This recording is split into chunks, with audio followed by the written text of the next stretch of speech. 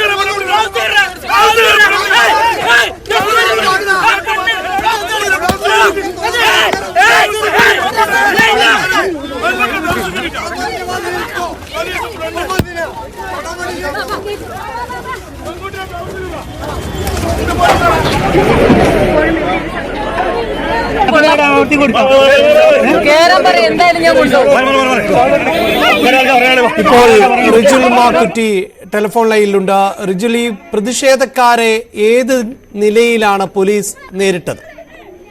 ഒരു പ്രകോപനമില്ലാതെയാണ് സമരത്തിന് നേരെ പോലീസ് അതിക്രൂരമായ ലാത്തിച്ചാർജാണ് നടത്തിയത്. വളരെ സമാധാനപരമായി മാർച്ച് സംസാരിച്ചുകൊണ്ട് ഉദ്ഘാടനം ചെയ്തതിനു ശേഷമാണ് പോലീസ് ജലപീരങ്കി പ്രയോഗിച്ചത്. വനിതാ പ്രവർത്തകന്മാർ ഉൾപ്പെടെ അവരുടെ കണ്ണിനുൾപ്പെടെ പരിക്കുണ്ട്. അതിനുശേഷം വളരെ ക്രൂരമായാണ് വനിതാ പ്രവർത്തകന്മാരോട് പെരുമാറിയത്. അവരുടെ ഡ്രസ്സ് വലിച്ചുകീറി അതിക്രൂരമായി നിലത്തിട്ട് ചവിട്ടി അവരുടെ വയറ്റത്ത് പോലും ചവിട്ടുന്ന വളരെ ക്രൂരമായ രൂപത്തിലുള്ള പോലീസ് അതിക്രമമാണ് ഇന്ന് കണ്ണൂരിൽ ഉണ്ടായിട്ടുള്ളത്. ഏകപക്ഷീയമാണ്. കരുതിക്കൂട്ടി അക്രമം ഉണ്ടാക്കുക അല്ലെങ്കിൽ സംഘർഷം ഉണ്ടാക്കുക എന്ന് പോലീസിന്റെ ഭാഗത്തുനിന്ന് തീരുമാനിച്ചുറപ്പിച്ച രൂപത്തിലുള്ള ഒരു പ്രശ്നമായിരുന്നു ഇന്ന് കണ്ണൂരിലുണ്ടായത്. ഇതിൽ ഈ വനിതാ പ്രവർത്തകയുടെ തലമുടിയിൽ ചവിട്ടി നിൽക്കുന്ന ദൃശ്യങ്ങളടക്കം ഇപ്പോൾ പുറത്തു വന്നിട്ടുണ്ട്. എന്തായിരുന്നു അതിന്റെ ഒരു സാഹചര്യം? തീർച്ചയായും നിലത്ത് വീണ വനിതാ പ്രവർത്തകർ എഴുന്നേൽക്കാൻ നിൽക്കുമ്പോൾ അവരുടെ തലമുടി ചവിട്ടി പിടിക്കുകയാണ്, അവരുടെ നാഭിക്ക് തൊഴിക്കുകയാണ്, അതോടൊപ്പം തന്നെ അവർ മുഖത്തടിക്കുകയാണ്. അതിക്രൂരമായി വനിതാ പോലീസും അതോടൊപ്പം തന്നെ പുരുഷ പോലീസും കൂടിയാണ് ഈ അക്രമങ്ങൾ രണ്ടും നടത്തിയത്. അതിക്രൂരമായ രൂപത്തിലുള്ള അതിക്രമമാണ് പോലീസിന്റെ ഭാഗത്തുണ്ടായത്. അത്തരത്തിലുള്ള സംഘർഷത്തിലേക്ക് അല്ലെങ്കിൽ പ്രകോപനം സൃഷ്ടിക്കാൻ യൂത്ത് കോൺഗ്രസ് തയ്യാറായിരുന്നില്ല.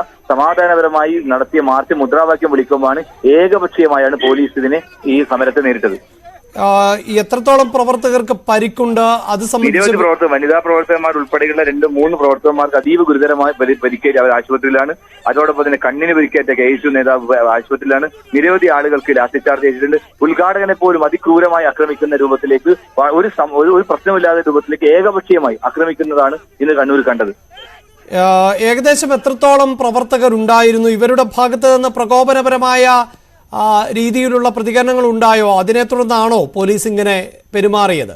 മാധ്യമ പ്രവർത്തകന്മാർ ഉൾപ്പെടെ അവിടെ ഉണ്ടല്ലോ, എല്ലാവരും ഉണ്ടല്ലോ. ഞങ്ങളുടെ ഭാഗത്തുനിന്ന് ഒരു തരത്തിലുള്ള പ്രകോപനം ഉണ്ടായിട്ടില്ല. മുദ്രാവാക്യം വിളിച്ചു. ഉദ്ഘാടന ശേഷം മുദ്രാവാക്യം വിളി സ്വാഭാവികമാണ്. ആ മുദ്രാവാക്യം വിളിക്കുന്ന ഇടയിലേക്കാണ് പോലീസ് ജലപീരങ്കി അടിച്ചത്. സ്വാഭാവികമായും കല്ലേറോ അല്ലെങ്കിൽ മറ്റേതെങ്കിലും പ്രകോപനം ഉണ്ടെങ്കിലാണ് ജലപീരങ്കി പ്രയോഗിക്കുക. മുദ്രാവാക്യം വിളിക്കുന്ന ആളുകൾക്ക് നേരെയാണ് ഏകപക്ഷീയമായിട്ടാണ് പോലീസ് ജലപീരങ്കി പ്രയോഗിച്ചത്. സ്വാഭാവികമായും പോലീസ് നടപടി എന്നത് ഉണ്ടാകാറുണ്ട്. സാധാരണയിൽ നിന്ന് വ്യത്യസ്തമാണോ ഇപ്പോഴത്തെ പോലീസ് നടപടി? അങ്ങനെ താങ്കൾ പറയാൻ കാരണം എന്താണ്? ഇത് യഥാർത്ഥത്തിൽ പോലീസ് എന്ന് പറയുന്നത് മുകളിൽ കാണുന്ന കാക്കി മാത്രമാണ്, ഉള്ളിൽ ചോപ്പാണ്. ചോപ്പണിഞ്ഞ DYFI ഗുണ്ടകളാണ് പോലീസ് ആയി നിൽക്കുന്നത്. ആ ഗുണ്ടകൾ പുറത്ത് DYFIക്കാർ ചെയ്യുന്ന പണിയാണ് അകത്ത് കാക്കിയിട്ട് ഈ പോലീസുകാർ ചെയ്യുന്നത്.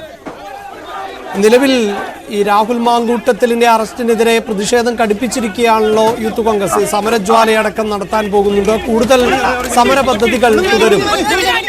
തീർച്ചയായും ശക്തമായ സമരങ്ങളുമായി മുമ്പോട്ട് പോകും. ഈ സമരം രാഹുൽ മാങ്കൂട്ടത്തിനെതിരായി ഒരു ഭീകരവാദി അറസ്റ്റ് ചെയ്ത് ജയിലിലടച്ചത് വളരെ കൃത്യമായ രാഷ്ട്രീയ വൈരാഗ്യമാണ്. ആ വൈരാഗ്യത്തിന്റെ ഭാഗമായി തന്നെയാണ് ഈ പോലീസ് ഇത്ര നടപടി സ്വീകരിക്കുന്നത്. അതുകൊണ്ടൊന്നും പല്ലിയൊരുക്കിയത് കൊണ്ടും ലാത്തി അടിച്ചത് കൊണ്ടൊന്നും ഈ സമരാവശ്യം തകർക്കാൻ സാധിക്കില്ല. ഇനിയും തെരുവുകൾ പ്രക്ഷുബ്ധമാകുന്ന രൂപത്തിലേക്ക് സമരങ്ങളുമായി യൂത്ത് കോൺഗ്രസ് തെരുവിലുണ്ടാവും.